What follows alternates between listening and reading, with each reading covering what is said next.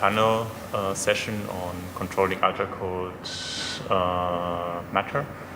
So yeah, it's kind of self-organized. So we thought that I would. Well, the idea of this panel session is to.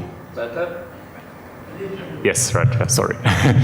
So the idea is to look into the future and think discuss together what are interesting research directions to be studied, to be investigated in the years to come, perhaps. And yeah, everybody of us is kind of making some statement in this direction, and then the main thing is to discuss, of course. So perhaps I will start.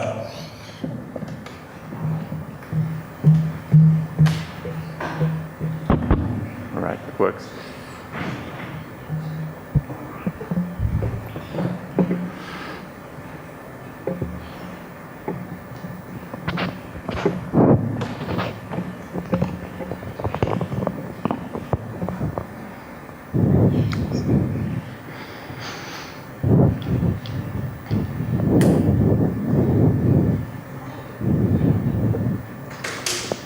Yeah, you don't hear me? Right, so let me first of all also thank our organizer to give me the honor to be part of this panel session. So I would like to make a point would call it mesoscopic Bose-Einstein condensates in optical lattices. Well, it's about a very classic thing, namely ultra-cold interacting bosonic atoms in optical lattices. Of course, there's lots of literature, and I do not cite it here, but except for some very few seminal works. But yeah, it has been studied in great detail. Many aspects has been explored, and if you permit me to oversimplify things a little bit, you could say there are two main kinds of directions that have been addressed. So you could say mean field physics on the one hand, where you have essentially dealing with a condensate and then you get nonlinear dynamics out of it. So could mention gap solitones, for instance, as one example. And many body physics on the other hand, where you have essentially talking about lattices with microscopic occupancy. So typically if you have a three-dimensional lattice, right, then you have very tight traps, and then you're essentially a many-body regime with few atoms per lattice size, and then of course you enter the field of quantum simulations, and there are quite a few experimental groups that have been doing interesting and very intriguing research in this direction. Now, the other sort of extreme are lattices with macroscopic occupancies. So, for instance, typically you could think about a one-dimensional lattice where you have a finite waist in the transverse direction, then you get like relatively extended pancake traps where you can accommodate a lot of atoms, and then more or less automatically you talk about nonlinear BC dynamics in the first place. I did mention gap solitones already, which have been investigated in the Oberthaler group some time ago. Josephson tunneling, the same group, then current destruction of tunneling, and then localization phenomena in the presence of some disorder. And there's quite rich physics also beyond the mean field Kospedevsky approximation to be seen in this system. So I would just flash two examples. One example is the classic experiments of the Schmidtmeyer group in Vienna, where they start with an elongated one-dimensional trap with a Bose-Einstein condensate, and they split it into two parts and then just see what happens, and then let the atoms fall down and make a time-of-flight expansion. And then what you then figure out is that at some time we get some dephasing within the tubes, and that's a very non-trivial effect of interaction, which has led to a number of subsequent studies. And another example, just more recent, was carried out in the group of David Guéret-Audelin in Toulouse. So they looked at a periodically shaken lattice, so lattice that was shaken like that, with an amplitude that was such that the effective hopping matrix element between adjacent lattice sites turned negative. So then the condensate prepared in that lattice would be sitting not in the bottom of the energy momentum curve, but on the top. And then dynamic instability turns on, and that pushes out individual atoms from the condensate, which are then populating essentially the edge of the Brillouin. And so on. This you can see in the time of flight at some time. So here you can clearly see the transition from, let's say, a condensate to you could say it's staggered state made of non-condensed atoms. And similar experiments have been carried out by the group of Professor Chin also.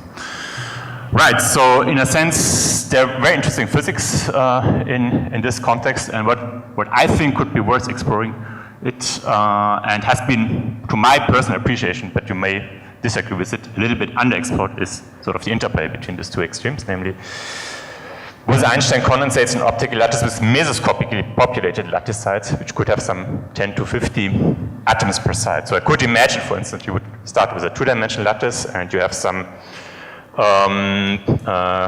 finite but not too large extension into the third dimension, so it could accommodate such intermediate number of atoms per site. We should expect the interplay on the one hand between nonlinear BC dynamics on each lattice site, although we have to address the question, do we still have a BC do we still have a condensate with like 10, 20, 30 atoms? Perhaps not at all, though that's an interesting question itself. There will be quantum depletion on each side, and there will be ordinary lattice dynamics, so hopping, disorder, localization if you have disorder, and everything that I think could be worthwhile exploring. And of course, that would be kind of make the crossover from the mean field to the many-body regime. Little word about numerical tools that one could use in this context. So, of course, this is a real challenge for like many-body methods or genuine quantum methods. We think that if you start with a condensate, or with something that looks like a condensate in this lattice, we think that Trank-Wigner method would be most appropriate in this context. It should work to our personal appreciation, not only for short times until the destruction of the condensate, but also for asymptotically long times, as long as you look at some sufficiently simple observables that give rise to some effective averaging over effects of quantum interferences. On the other hand, if you want to really go for interference effects, there's a very recent new method, which is could call it semi-classical method. It's call it a Maslov WKB method that may allow one to explore those effects.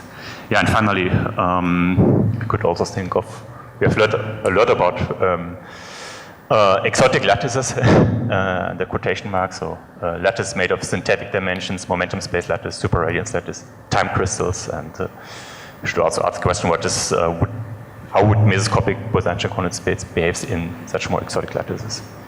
Right, that's it, yeah. Thank you. Yeah. So, take over, yeah. I wasn't quite sure what to prepare for, how to prepare for this.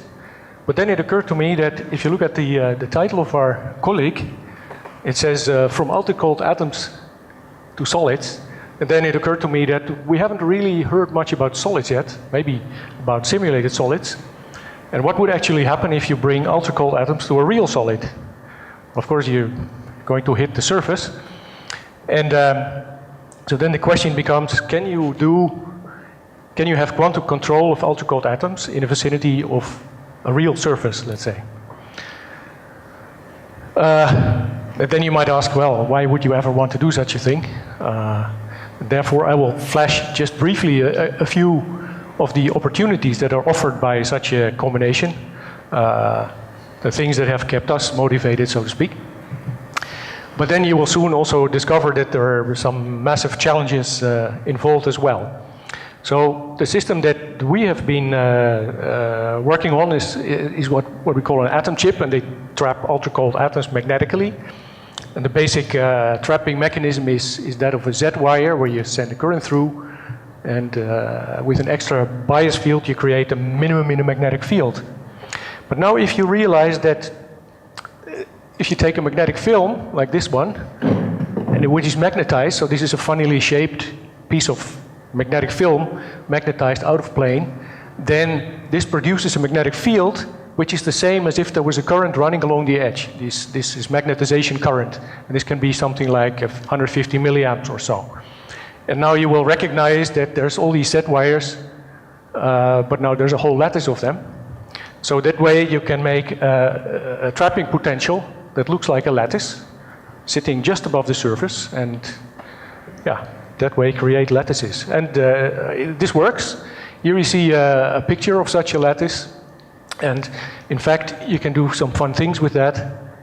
Let's see, how does this work? See if that works. Yeah. So you can change the external field in some sort of a circular way in B space, so to speak. Yeah. And then this thing starts to move across the surface. And now if I stop it at just the right moment, well, okay, if you look here, it has a triangular symmetry, this lattice, but if you go up there, it has a square symmetry. So that's sort of shows you, and then in the middle, like, well, if you look carefully, there's this interface in the middle. So this just shows you that you can do funny things this way. You can have different types of lattice and even interface them on the same chip, even push atoms from one type of crystal to the other. And you can do even different things. This is a Kagome lattice, which is essentially triangular, where we have added some designer defects, and the designer defects raise the potential in some selected sites, and then what's left is a Kagome lattice. So this is what the thing looked like when it came out of the clean room. You can also make smaller lattices, like this is, since now the sort of this whole set of techniques from solid state physics or semiconductor industry has now become available. You can also make structures that are like 200 nanometers lattice spacing. Maybe if you work at it, you can do even smaller. You can also make big and small on the same chip, like going from big 5 micron spacing all the way down to 200 nanometers. You can do all those things. But then, if it comes to quantum control, what are you going to do? So what many groups are interested in is to implement quantum control using Rydberg atoms. Because Rydberg atoms, they interact over long distances. You can switch the interaction on and off, and so it seems very useful.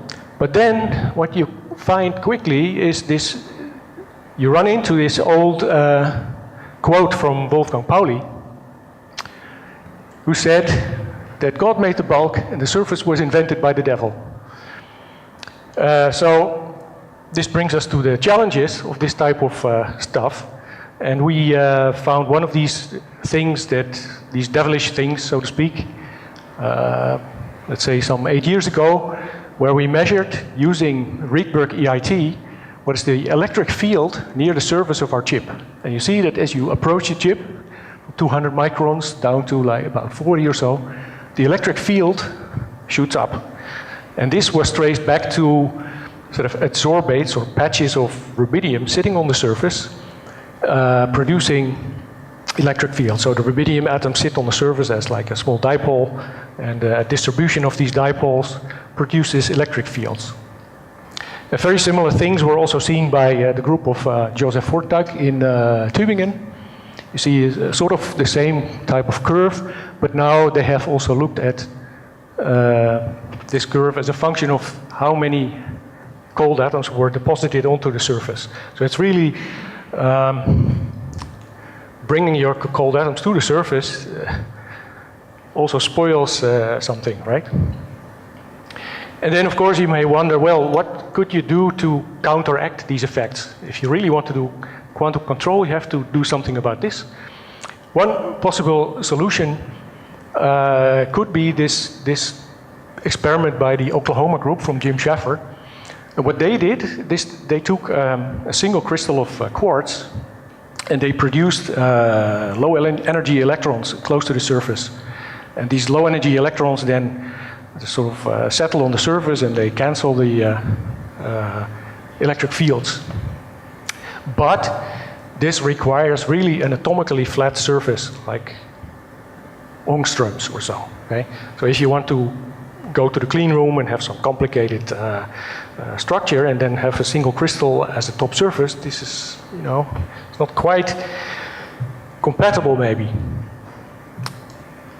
Another solution was put forward by the Paris group, but they have a cryogenic chip. And this allows you to simply cover the entire surface with metallic rubidium. That solves it. But you do need cryogenics because if you heat this up to room temperature, it simply evaporates and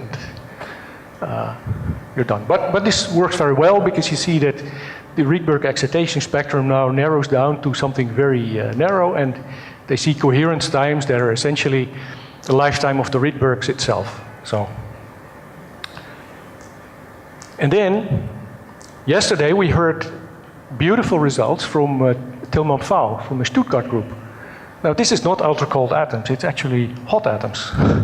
So, but the peculiar thing here is that they don't seem to suffer from these surface fields, even though their cells are like a micron size. We cannot go closer than like 30 microns or so. They go to a 1 micron. They don't suffer from this. So. Now, of course, you don't necessarily have to do Rydberg physics. You could try other things. Like this is something we have been working on, and also the group in Melbourne. You can also make your lattices smaller and just stick with ground states, but make smaller lattices, like lattice spacings of 200 nanometers. And now they have managed to load some atoms into it. You can see this here, the ones in the middle. These are atoms trapped at the surface using this lattice. But look at these lifetimes here. This is in milliseconds. So it's not completely clear whether there's something fundamental going on. So the jury is still out, I would say. There's certainly room for improvement. But yeah, so where are we then? If we're talking about ultra-cold atoms near surfaces, then quantum control is definitely very challenging, and we're really not there yet. And comparing that to the thermal vapor cells of Tilman Pfau, you might even ask the question, is this a rare case where hot atoms are better suited than cold atoms? So that would be sort of a surprising conclusion, perhaps. Okay, so this would be something like a concluding remark. So I'm not the chairman of this beautiful collection, but so this is Rubin colleague. This year is almost over. Excellent event. Thanks to Gediminas, Massey, all local organizers, all participants. This is my appreciation. So this is a photo of applause. And everybody deserves applause here. Okay, so if you like, you can applaud again. If you don't like, you can start listening. Okay. Okay, so then we discussed some time ago with Gediminas and came up with some ideas. So my first thing, this colleague was so excellent that I asked myself, can we do better? And I answered myself, no, we cannot. So basically, I would say this is what we cannot beat. But we can try something different. Something different is the idea which we discussed with Gediminas sometime before this colleague, was to organize next Humboldt colleague. And so this is actually will be closing remark of this colleague and some idea for the next colleague. Okay. So this is some formal things which we are thinking about. So time is in 3 years because it takes a lot of time to prepare such an interesting event. So I think we need 3 years. This is what we really need. So I'm sorry We cannot make it faster. So place. So I came from Basque Country. So it suggests the place is to take the place in Basque Country. It's a beautiful area in the north. In the north of Spain, very close to France, close to Pyrenees. Excellent. So, I will show you some pictures of Basque Country. So, and cities, we have a choice. It can be Bilbao or San Sebastian. So every place has advantages. Okay, so neither of these places has disadvantages, but both Bilbao and San Sebastian have advantages. Okay, so this is if you like this idea, because before starting all this procedure, we need the support from people who are here. So if you like the idea, please raise your hand, and I will count the hands. Okay, so then thank you. Okay, so then a couple of states. So why Basque Country? So what is the actually, the pictures are a little bit obscure, but I hope you see them by your own eyes sooner or later. So this is San Sebastian. This is one of the nicest beaches in Europe. This is really very nice place, and also San Sebastian is very historical. So this is a city. This is a street of one of historical streets of San Sebastian. Okay, and this is Bilbao. Again, so the pictures are a little bit obscure. So then this is famous Guggenheim Museum of Bilbao. Actually, some of you have already been to Bilbao or to San Sebastian, so you know this place already. And this is old town of San Sebastian. This is old town of Bilbao, also very nice and historical place. Actually, I don't know which city is older, Bilbao or Vilnius. Bilbao is exactly 700 years old, with very high accuracy. I don't know how old is Vilnius.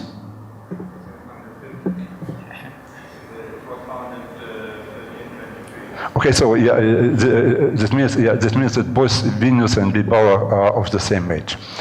Okay. Yeah, and this is something special about Bilbao, which I really like.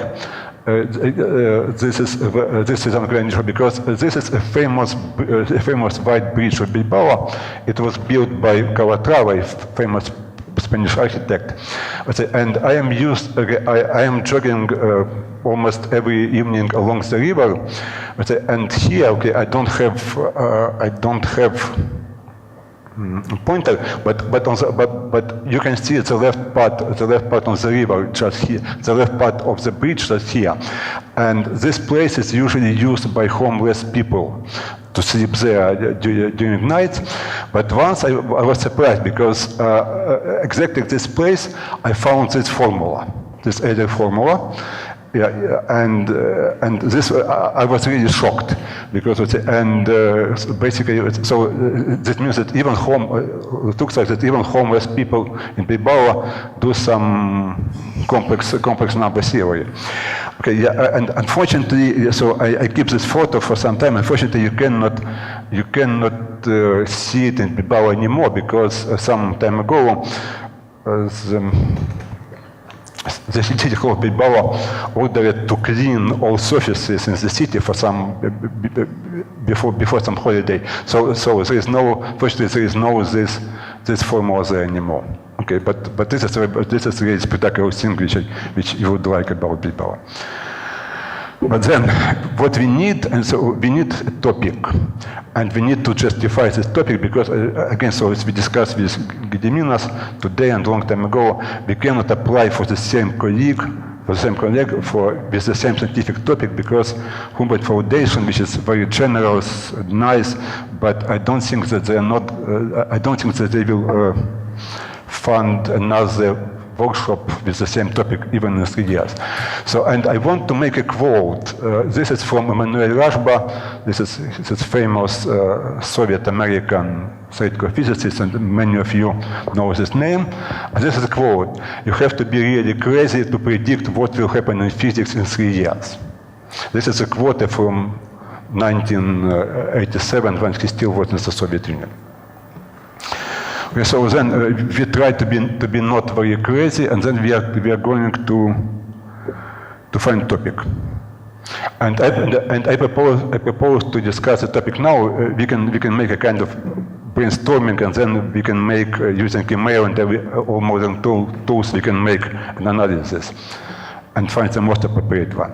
So the topic could be something quantum. Yeah, consider this as a joke, but they don't take it too seriously. Maybe quantum something serving society. I don't know. Quantum control serving society. And I think maybe applications of quantum. I don't know, of something quantum also. I don't know. And then we say so. The idea which I would like to discuss, which is the idea I like, and maybe this can be a topic of next workshop, because this colleague, it was absolutely excellent organizationally and scientifically. But to me, but I always have a question when I'm listening to these excellent talks. There are many great things done in the laboratory. Let's say many things which we discuss here was in the laboratory about Bose-Einstein condensates, optical lattices, everything, Rydberg atoms, everything. The question is how, and the question I always ask myself, how this works in the nature. For example, this is just I can just give you very simple example, which was partially discussed by Andrea. The question is, let's say, for example, we know how to make optimal control, and we discussed optimal control several times here. The question is there any process in the nature when nature itself does optimal control? Is there any process in the nature where the nature itself does shortcuts to adiabaticity? So the question is, I would say that this workshop was excellent, but it was inside a laboratory, more or less, of course, not exactly. But the question is, let's say, can we go from laboratory to outside world? I remember that there's a famous book of American writer. Actually, I don't remember his name, about a young scientist. And the book consisted of 3 parts: in the laboratory, between laboratory and outside world, and in the outside world. Actually, it was an idea about how someone who got in 30s, 80 years ago in the United States, how he came from laboratory to industry. But it's a very dramatic story, really very interesting. So I would say that now we are in the laboratory. There's nothing wrong with it. This is fine. This is perfect. The question is, can we make at the next colleague, can we make a step from laboratory to the outside world? So not to be in the outside world, but between the laboratory and the outside world. So if you like, let's say, if you have any idea, so we have a lot of time, so we can make some kind of brainstorming now. So if you have any suggestions, please don't hesitate. Something, let's say, and of course, this is just my idea to, let's say, to see how control of quantum matter works in nature. Because the question is, does nature know quantum mechanics? The answer is, of course, yes. Let's say, and the question is how advanced quantum mechanics, which we always use in the laboratory, how this works in the nature. But again, so this is only one of the ideas on this possible list. So if you have any suggestions, you can say now. If not, we can do it later.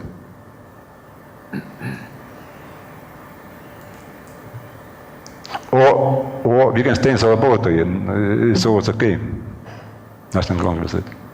Or I see that everybody is tired, so maybe okay. So then, this is just one thing to think about.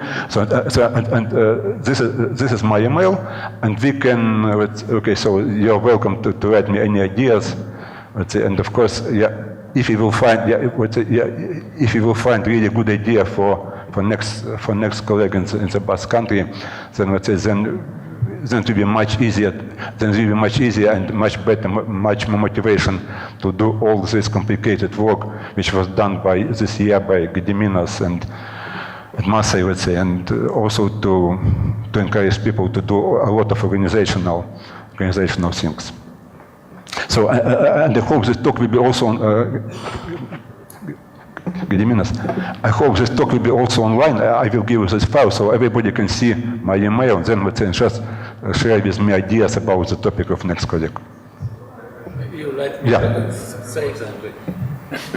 Yeah, please. Everybody should put talk on the okay. But maybe you let me say something. Excuse me. Maybe you let me say something. Yes, of course, but we still have a point of time. Yeah, just don't worry, of course. Okay, so then thanks a lot for participation and attention. Then I'm pleased to welcome second chairman of this workshop, Marcel Derensch.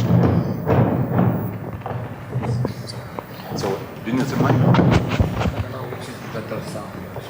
I don't know. Is this better sound than this thing? Huh? No, it's a good sound. Yeah, but it sounds Very close enough. Okay.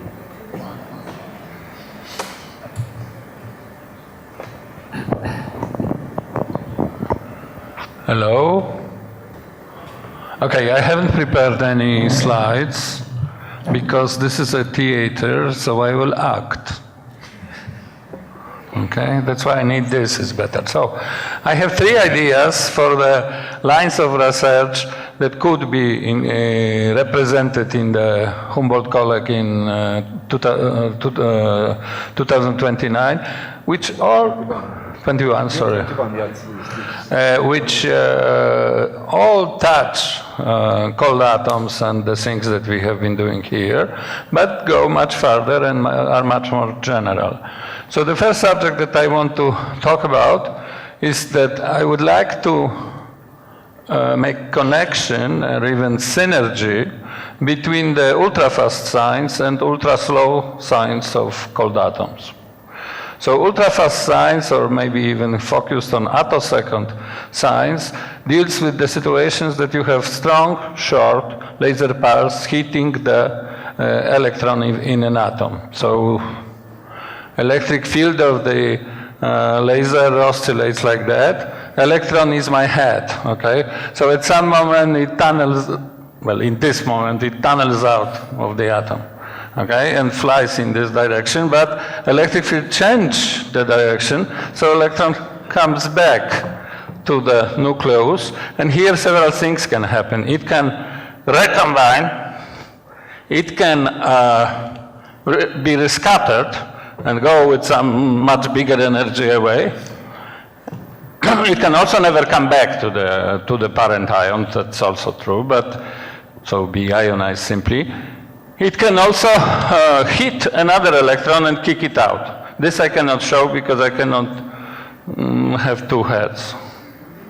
But those of you who have astigmatism, then just take off your glasses and you will see it.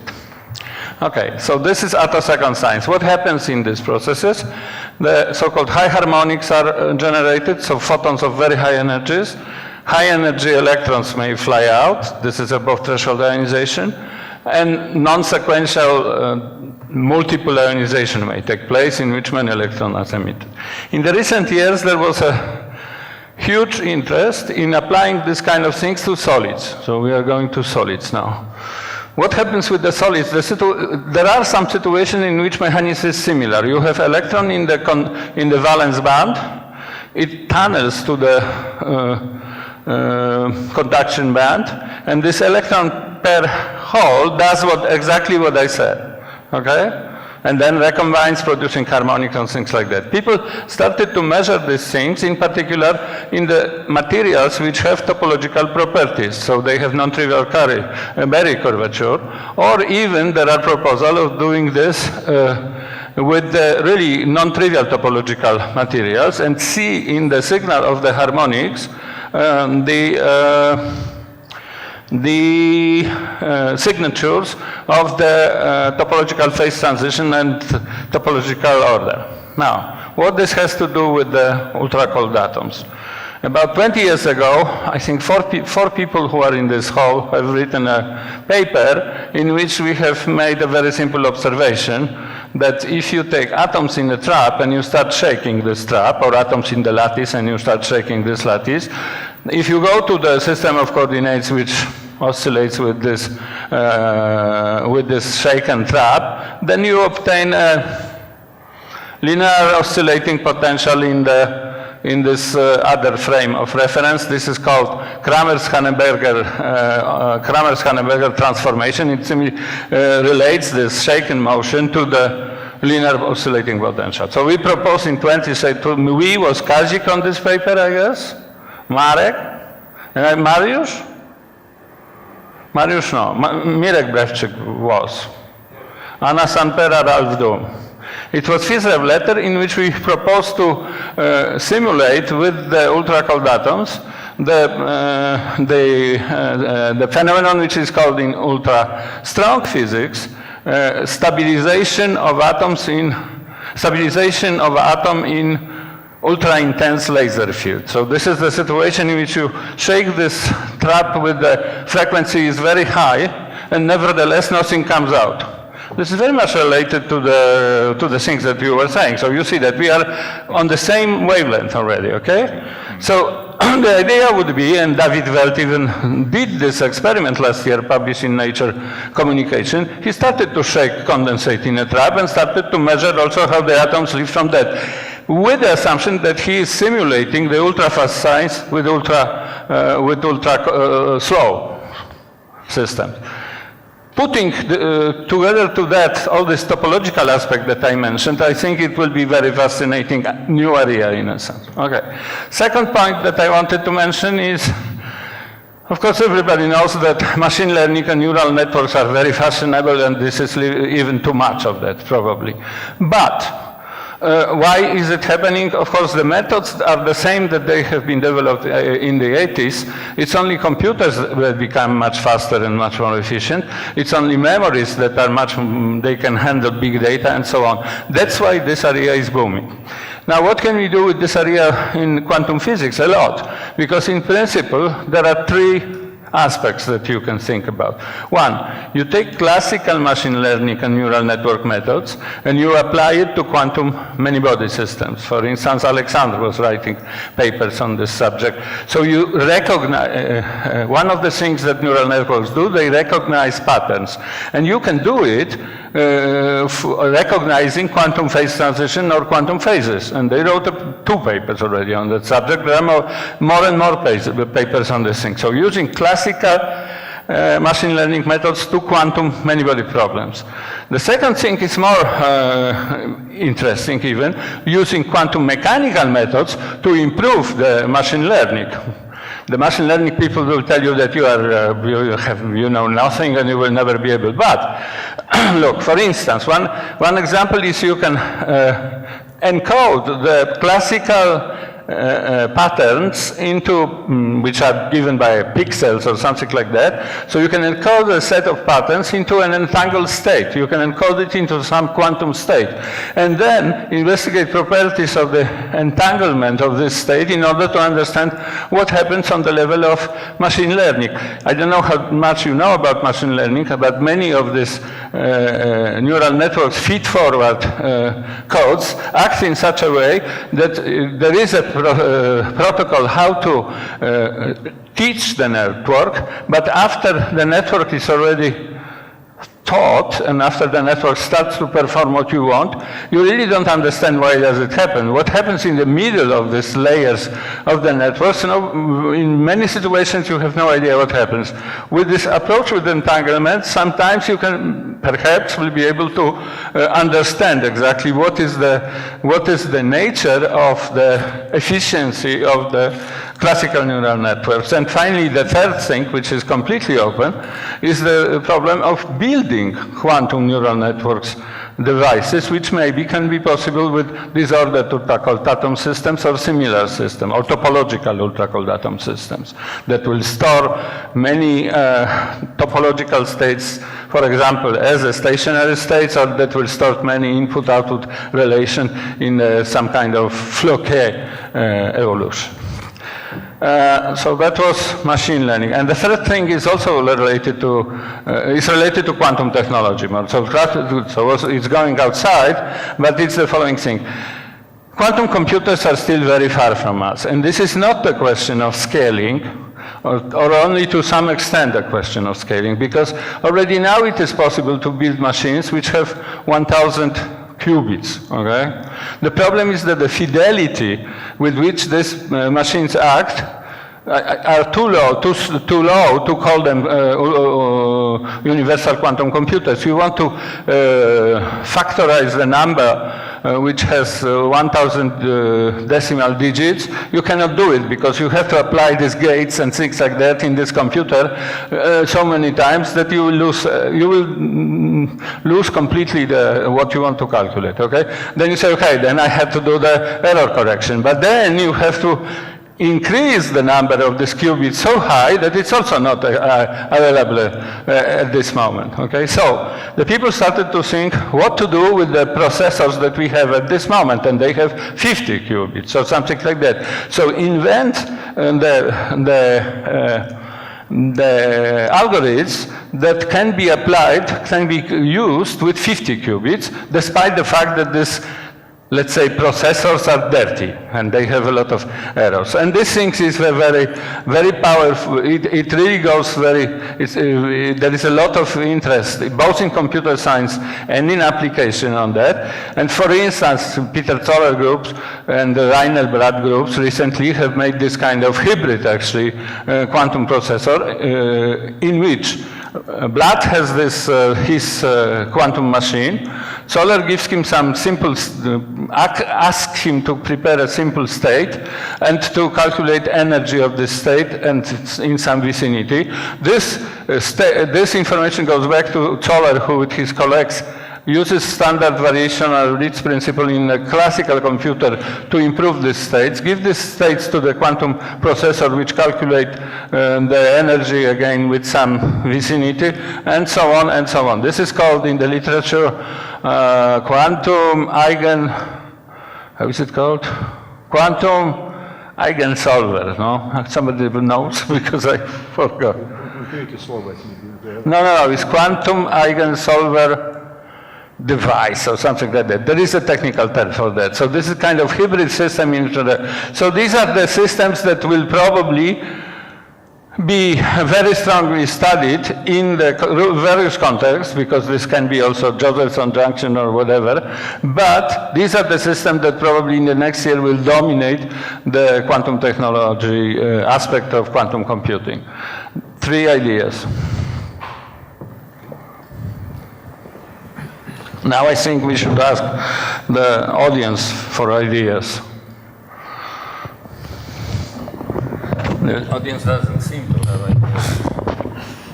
Yeah, so if anyone has to make a comment, I go around with a microphone. Question? Okay, may I ask a question? So I showed a quote from Emmanuel Varba done 30 years ago. Who has a different opinion? Who can think that we can prepare, that we, who can say that we should not be crazy to know what happens in 3 years in science, in physics? So this is, so who can disprove this quote? Or who can disprove this statement?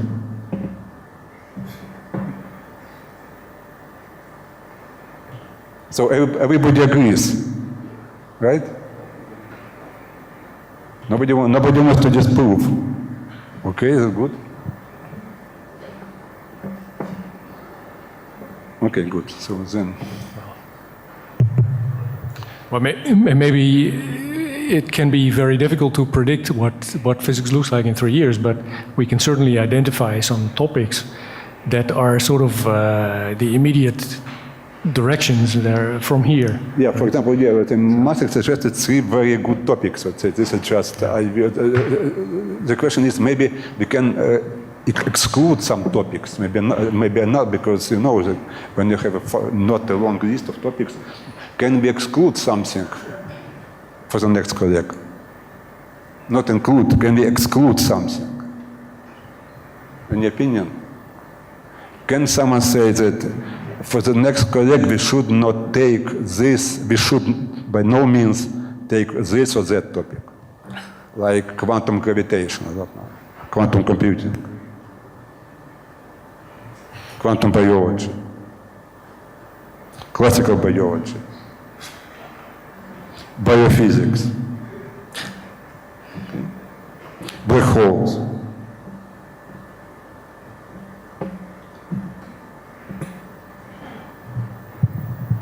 Yeah, I think there are politics in Africa. So, okay, so I think that it agrees that everybody agrees that if you make next colleague on politics in Africa, everybody will agree and everybody will come, yes? Okay, so then this is the topic which we definitely have to exclude. Or perhaps we can identify common denominators so that we can try for the next Humboldt colleague of this type to slightly focus. This is of course dangerous because this will exclude some research direction. Let's say one common denominator identifying was lattices of all types. So could be an idea, but yeah, this can be discussed to focus the next meeting a little bit on quantum physics and lattices, but in any, not only cold gas and optical lattices, but on a slightly more general level. So we can talk about also like little impact on solid state lattices, on photonic lattices, of course, which we have discussed this, and yeah, we should not forget the exotic lattices, and perhaps some ingredients from high energy physics as well. Like, what do you think about it?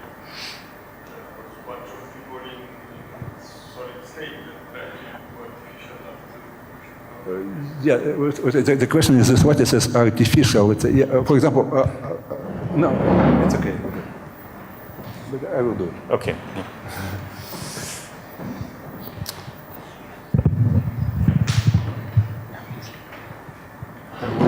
I was just saying that there are also people in solid state physics that try to do artificial lattices, right? But I don't mean depositing and so on, but right, yeah. Like, I have in mind this Mano Aran, or how is it called, the guy that is in Berkeley that tries to do like large graphene, artificial graphene lattices and so on. So they also look for like trying to do what we do with cold lattices. So probably if we want to do in the direction of artificial lattice physics or whatever is the topic, we should also enlarge to other communities. Maybe continuing on that. Yeah, so this is actually a very good idea, because now people talk a lot about graphene superlattices. So then, okay, but this is just an example. You can take many materials and make artificial. Yeah, it's a good idea. Actually, okay, you would not mind, I think, if I would say that out of 3 ideas, I personally would pick up the second one. Which was the machine learning and the cognition. Okay, but... okay. But in the context of quantum hypothesis... Yes, of course, yeah, yes. Yeah. Otherwise it's too hard. Yeah, so... okay. Yes, it can be a subject. It can be a subject, obviously, yes. And probably in 3 years we will find very many people who will be involved in that. Both in theory and in experiment. Already in the ICAP there was one very interesting talk on using classical machine learning methods for optimization, about optimization in the context of cooling of atoms. So generally speaking, I think it could be a good idea to basically broaden the audience a little bit, going beyond atomic physics, because when you talk to, let's say, neighboring fields of physics, this is usually where new ideas and inspiration can be found, right? So I mean, I would say 3 years is not, it's not completely crazy, because what is the time constant of our research in terms of graduate students? What is the time constant in building a new laboratory or building a new experiment? It's hard to imagine that a brand new idea of today implemented in the laboratory, if it requires a new laser system or a new machine, will come to fruition earlier than 2 or 3 years. So in that sense, we can do what we always do, is extrapolate from the recent past. And I would say it's not difficult to extrapolate that we will see more in-depth studies of even more interesting materials. Quantum simulations will become more advanced, will become more quantitative. When we talk about precision measurements, it's almost safe to predict that people in interferometry and atomic clocks will nudge out another factor of 3, 4, 5 in precision. And in general, in going into Hilbert space, we will be able to get some more complicated and entangled many-body wave functions and characterize them, maybe as a quantum processor, maybe as an entangled system. So I think maybe the question is a little bit too discontinuous. Over a number of years, I think there is sufficient discontinuity to identify what will still be exciting in 3 years from now. And maybe a combination of, the other thing is in terms of topics, we try to find a special topic, but many of us we are a connected network. So we are generally interested in, well, quantum physics and entanglement and Hilbert space and fundamental concepts. So in other words, there is always a community which is, if the science is interesting, which wants to discuss it and hear more about it. So yes, we need sort of a crystallization point and maybe a little bit of a topical focus, but it can be, and I think this made this Humboldt colleague a success, it can be a topic, but the topic is sufficiently wide that many people still feel comfortable under this umbrella.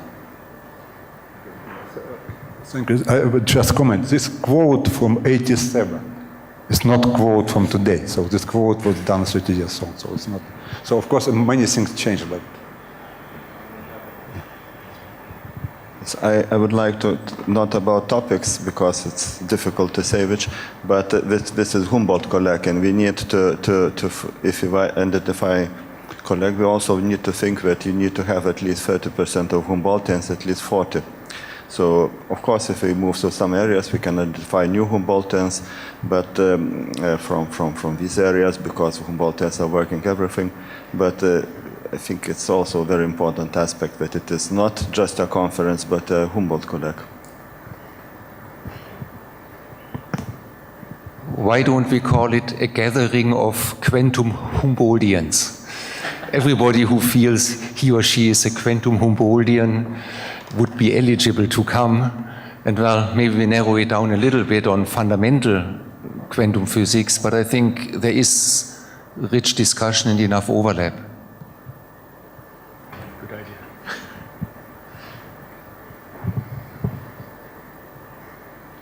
Okay, so other suggestions, ideas, proposals? Okay, I understand that everybody is tired, so because actually it was, I would say, scientifically very, very intensive, so it's understandable. So probably I would not make a formal speech because I had already spoken at the beginning of the colleague and at the welcome party. But I just would like to thank once again Maciek, all advisors, including Zsora, who is here, and organizers, local organizers. Let me mention once again Smažena, Mantas, Julius, Algirdas, Elena, yes. So, and last but not the least, all of you, Humboldtians and non-Humboldtians, thank you very much and welcome to Bilbao in 2021. I think like there is Zeno effect, you can never walk into the same river. So Vilnius was, and next should be somewhere else. So thank you and welcome back.